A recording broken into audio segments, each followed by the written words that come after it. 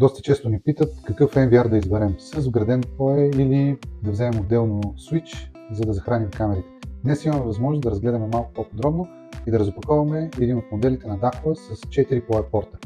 Да видим какво има в комплекта на в случая 4-канален рекордер с 4 PoE порта. Поема камери до 12 мегапиксела резолюция, доста приличен като модел. Цената му е под 350 лева, което го прави прекрасен за бюджетни решения.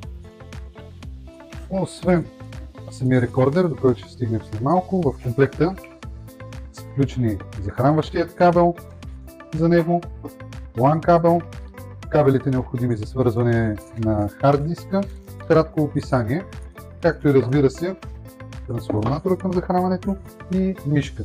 Отделно самия рекордер е изключително малък, компактен, лесен да бъде прибран, където на вас ви е удобно и където бихте искали да го поставите, така че да не пречи. Може да бъде закачен и на стена.